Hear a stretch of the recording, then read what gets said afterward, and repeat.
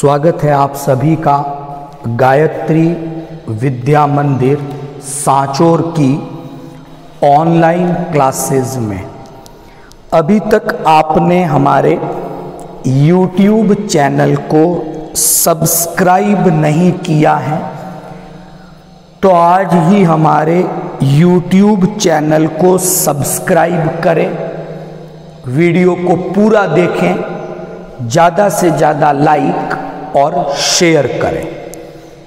आज हम लोग क्लास 12th बायोलॉजी के लेसन नंबर 40 जो मानव में सामान्य रोग उससे संबंधित हैं, उसमें एक टॉपिक आज हम डिस्कस कर रहे हैं और आज का टॉपिक है मानव में असंक्रामक रोग, नॉन इन्फेक्शियस डिजीज। तो आज बात करेंगे असंक्रामक रोगों की। तो इस सीरीज में एक रोग हम पहले डिस्कस कर चुके हैं, कैंसर के बारे में। तो कंप्लीट एक डिस्कशन हम लोगों ने कैंसर के बारे में किया था।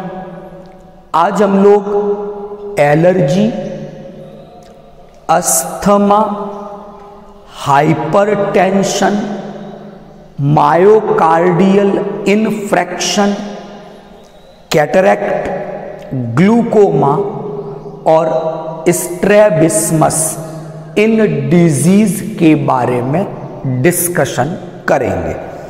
तो बहुत छोटे छोटे से टॉपिक हैं, तो शुरू करते हैं पहले एलर्जी के साथ। ओके, नंबर 1 जो एलर्जी है ये इम्यून सिस्टम, जो प्रतिरक्षा तंत्र है उसकी हाइपर सेंसिटिविटी, हम लिख देते हैं कि इम्यून सिस्टम जो है उसकी अति संवेदनशीलता,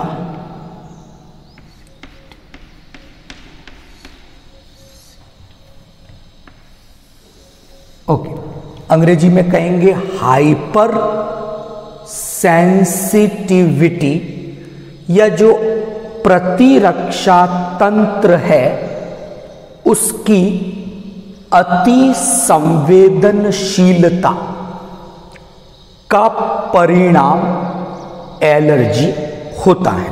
अब होता क्या है इस समय, तो हमने इम्यून सिस्टम जो है, प्रतिरक्षा तंत्र है, उसकी सेल्फ और नॉन सेल्फ, अपने और पराये की जो कंसेप्ट है उसके बारे में डिस्कशन किया था।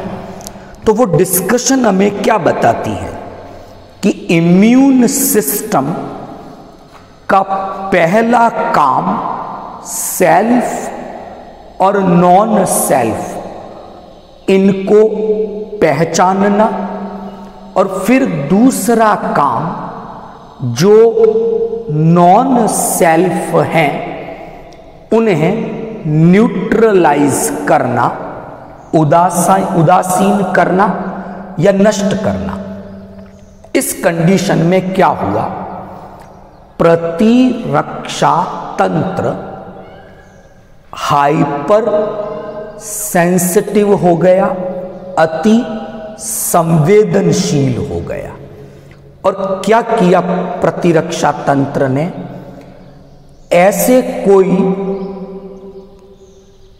ऑब्जेक्ट हैं जो हमारे शरीर के लिए हानिकारक नहीं थे, उनके विरुद्ध भी प्रतिरक्षा प्रतिक्रिया उत्पन्न की और उन्हें नष्ट करने का प्रयास किया, तो इस रिस्पॉन्स को, कि जब प्रतिरक्षा तंत्र अति संवेदनशील हो जाए और उन ऑब्जेक्ट के विरुद्ध अपनी प्रतिक्रिया प्रदर्शित करे जो हानिकारक नहीं है, तो इस प्रतिक्रिया को एलर्जी रिस्पॉन्स कहा जाएगा। यहां तक ठीक।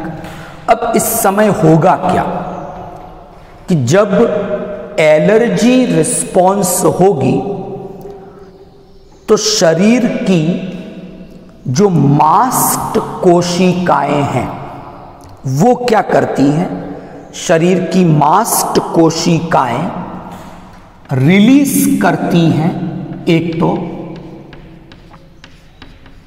हिस्टामीन को, इसको रिलीज करेगी, और दूसरा वो रिलीज करेगी सीरोटोनिन को। तो इन दो केमिकल्स को मास्ट कोशिकाओं के द्वारा एलर्जी रिस्पॉन्स के समय रिलीज किया जाता है।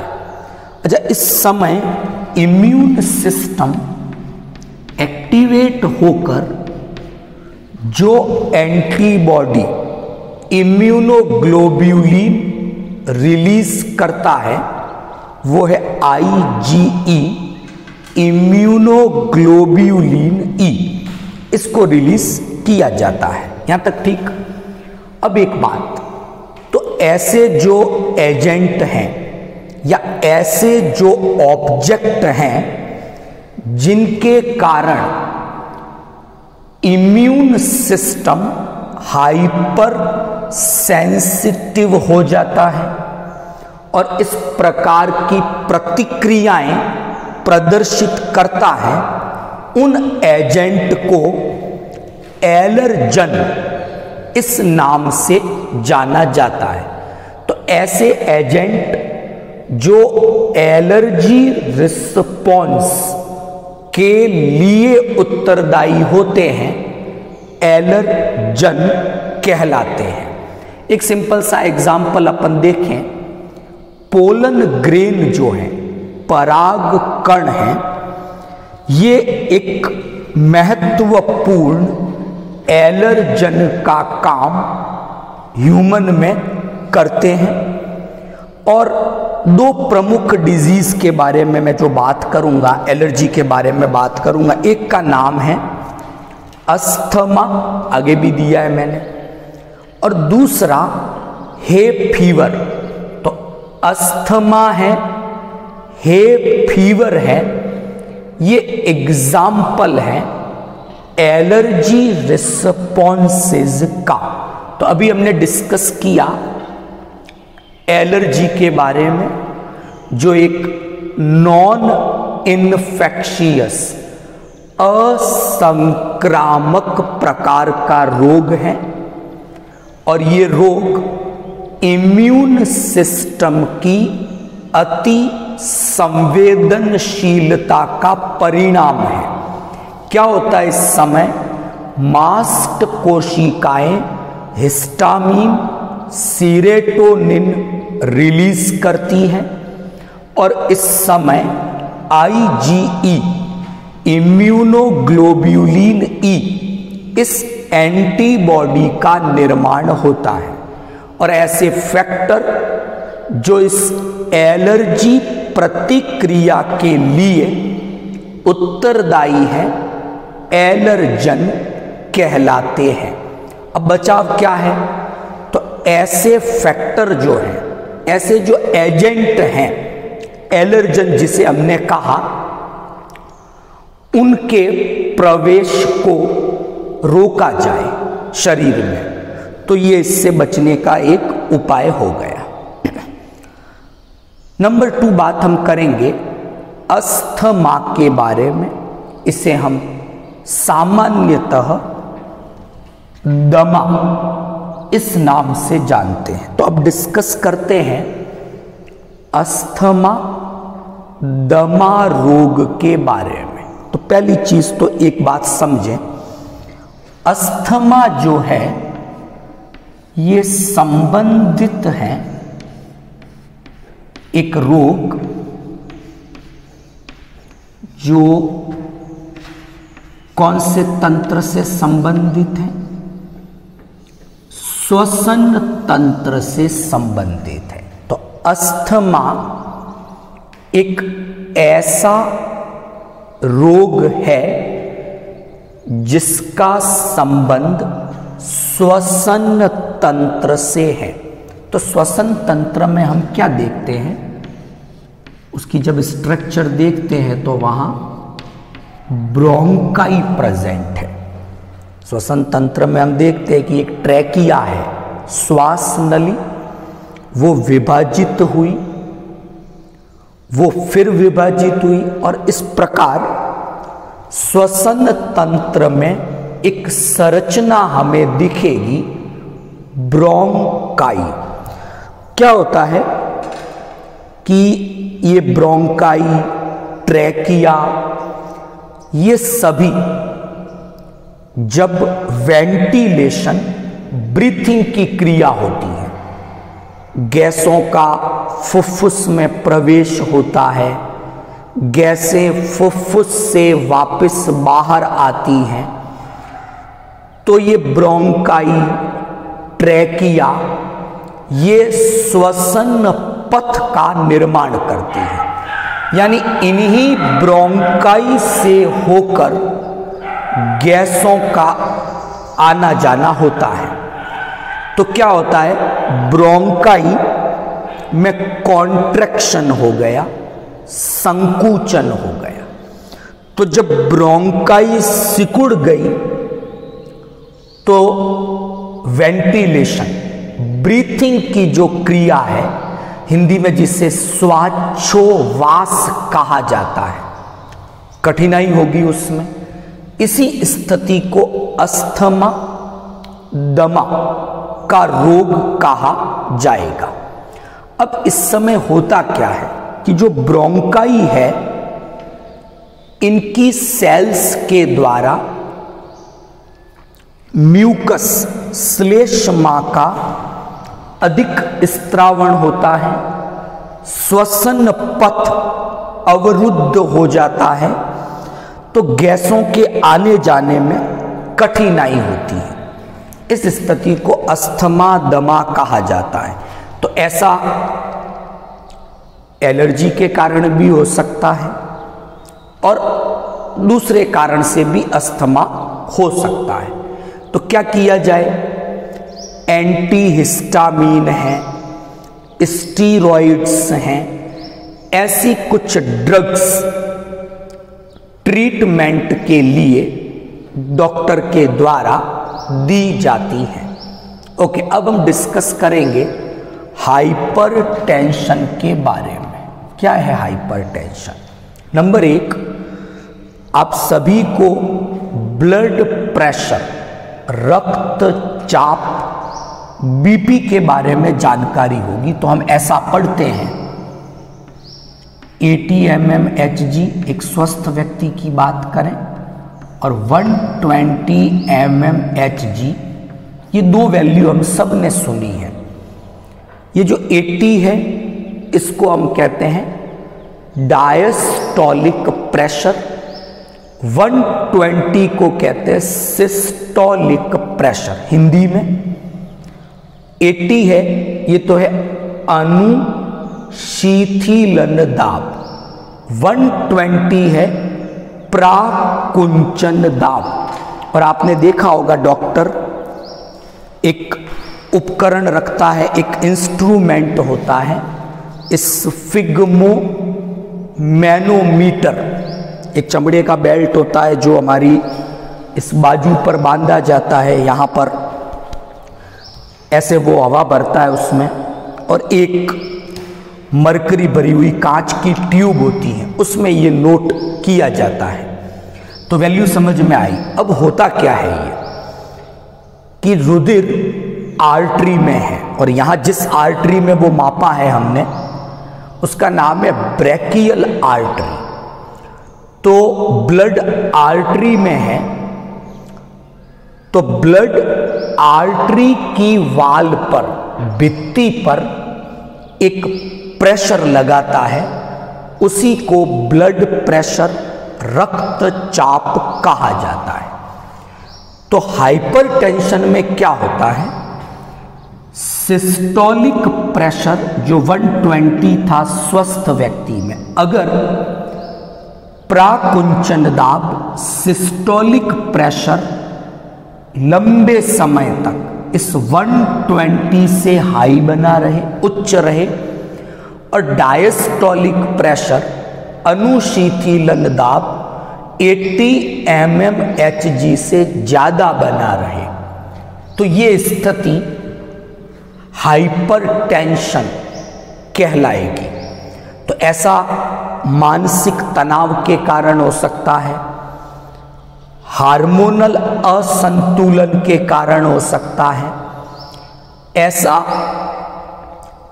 शरीर में कोलेस्ट्रॉल, फैट के जमाव के कारण हो सकता है, और भोजन में नमक की मात्रा ज़्यादा है तो भी ऐसा हो सकता है। तो कई कारण हो सकते हैं हाइपरटेंशन के। तो तीसरी जानकारी हमने डिस्कस की हाइपरटेंशन की, अति तनाव की बात की, क्या है, वैल्यू कितनी बढ़ जाएगी, ये सब हमने डिस्कशन किया। चौथे नंबर पे हम डिस्कस कर रहे हैं मायोकार्डियल इन्फ्रैक्शन, हिंदी में इसे हम हृदय पेशी रोध गलन, ये हिंदी में एक नाम है, इसे हम हार्ट अटैक जो है उसका पर्याय कह सकते हैं। It is a type of heart attack, ये एक प्रकार का हार्ट अटैक है। होता क्या है, अगर हम हृदय की स्ट्रक्चर देखें, हार्ट की स्ट्रक्चर को देखते हैं, तो वहां पर एक कोरोनरी आर्टरी है, कोरोनरी धमनी कहें। कोरोनरी धमनी क्या करती हैं, खुद हार्ट को ब्लड की सप्लाई देती है, यानी ऑक्सीजन पहुंचाती है। कोरोनरी आर्टरी की बात कर रहे हैं, कौन सी आर्टरी है, बात कर रहे हैं कोरोनरी आर्टरी की। ये कोरोनरी आर्टरी है जो हार्ट की जो टिश्यू है, हार्ट की जो सेल्स हैं, उनको ऑक्सीजन की सप्लाई देती है। क्या होगा इस केस में कि कोरोनरी आर्टरी में ब्लड की सप्लाई स्लो हो गई, धीमी हो गई। तो जब कोरोनरी आर्टरी में ब्लड की सप्लाई कम हो जाएगी, तो जो हार्ट के टिश्यू हैं, हार्ट की जो सेल्स हैं, अब उनको सफिशिएंट ऑक्सीजन नहीं मिलेगी। तो किसकी सप्लाई डिस्टर्ब हो गई, ऑक्सीजन की सप्लाई इनसफिशिएंट हो गई। अब प्रॉपर सप्लाई जो है ऑक्सीजन की नहीं हो रही है। तो ऐसी कंडीशन में चेस्ट में पेन होगा, लगभग 30 मिनट तक जकड़न होगी, वॉमिटिंग, उल्टी जैसा महसूस होगा, जी मिचलाएगा। इस स्थिति को मायोकार्डियल इन्फ्रैक्शन इस नाम से जाना जाता है। इसे हार्ट अटैक के पर्याय के रूप में माना जाता है। तो यहां पर जो भी स्थिति थी वो सब किसके कारण हुई है कि कोरोनरी आर्टरी में ब्लड की सप्लाई नहीं हो रही है, कम हो रही है, जिसके कारण हार्ट टिश्यू को ऑक्सीजन की सप्लाई जितनी चाहिए उतनी नहीं हो रही। अगला है कैटरेक्ट, इसे हम मोतियाबिंद के नाम से जानते हैं। Is it clear? आंखों से संबंधित एक रोग है और 50 वर्ष की आयु के बाद ये एक सामान्य रूप से होने वाला रोग है। क्या होता है इसमें कि आंख की संरचना में लेंस होता है, तो प्रॉपर न्यूट्रिशन, पोषण नहीं मिल रहा, तो उसके कारण ये जो लेंस है चपटा हो गया, भूरा हो गया। तो कैटरेक्ट एक डिजीज आंखों के लेंस से संबंधित है और कुपोषण के कारण प्रॉपर न्यूट्रिशन नहीं मिलने से ये जो लेंस था चपटा, भूरा और बाद में अपारदर्शी हो जाएगा, तो प्रतिबिंब बनना बंद। तो ऐसी स्थिति में क्या करते हैं, लेंस नया लगा दिया जाता है। इस स्थिति को कैटरेक्ट, मोतियाबिंद के नाम से जाना जाता है। एक सामान्य रोग है ये। अगली बात कर रहे हैं ग्लूकोमा की। सबलकाय, हिंदी में ग्लूकोमा के लिए शब्द आता है सबलकाय। और ग्लूकोमा में क्या होता है, जो दृष्टि पटल है आंख की संरचना में, रेटिना, दृष्टि पटल को अंग्रेजी में रेटिना कहा जाता है, रेटिना डैमेज हो जाती है, क्षतिग्रस्त हो जाती है। और जब रेटिना ही क्षतिग्रस्त हो गई तो प्रतिबिंब का निर्माण नहीं होगा, क्योंकि रेटिना प्रकाश संवेदी है। यहां पर कोन सेल्स, रोड सेल्स, शंकु कोशिकाएं, सलाका कोशिकाएं होती हैं। तो जब रेटिना डैमेज होगी प्रतिबिंब का निर्माण नहीं होगा। क्या होता है ग्लूकोमा में, अगर हम आंख की संरचना देखें नेत्र की, तो वहां दो चैम्बर है। एक को कहते हैं जलीय कक्ष, दूसरे को कहते हैं काचाभ कक्ष, एक्वस चैम्बर और विट्रियस चैम्बर। ये दो चैम्बर है अलग अलग।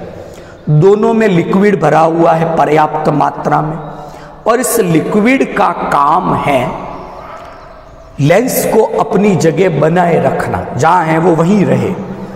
ग्लूकोमा में क्या होता है, ये जो चैम्बर थे जलीय कक्ष, काचाभ कक्ष, इनमें जो लिक्विड भरा हुआ था उसकी अमाउंट में वृद्धि हो जाती है। तो जब उसका अमाउंट बढ़ेगा तो उसके कारण रेटिना डैमेज हो जाती है। इसे ग्लूकोमा के नाम से जाना जाता है।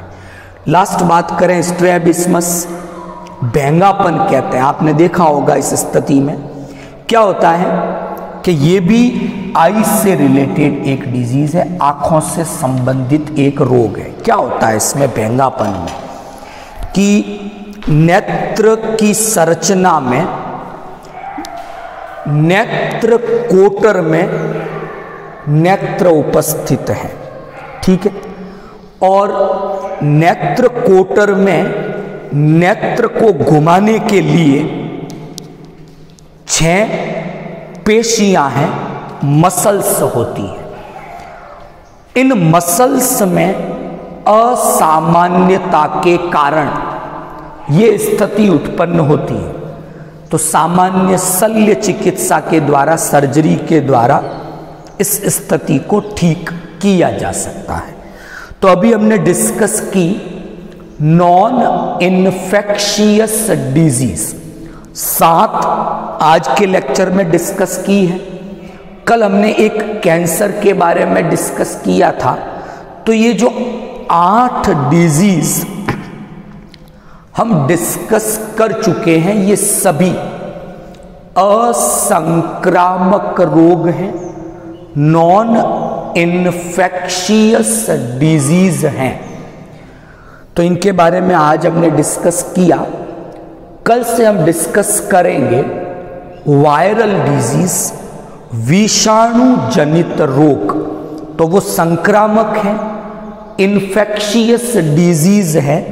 तो कल से हम कुछ वायरस जनित, विषाणु जनित रोगों के बारे में पढ़ेंगे, जिसमें सबसे इंपॉर्टेंट नाम एड्स का आता है। एड्स के अलावा HIV के बारे में डिस्कस करेंगे, HIV वायरस के बारे में डिस्कस करेंगे, HIV के लाइफ साइकिल को डिस्कस करेंगे। तो कल का लेक्चर जो अपना रहेगा वो बेसिकली डिपेंड रहेगा एड्स और HIV वायरस की स्ट्रक्चर, उसके लाइफ साइकिल, इन सब के बारे में कल डिस्कस करेंगे। Thank you all of you.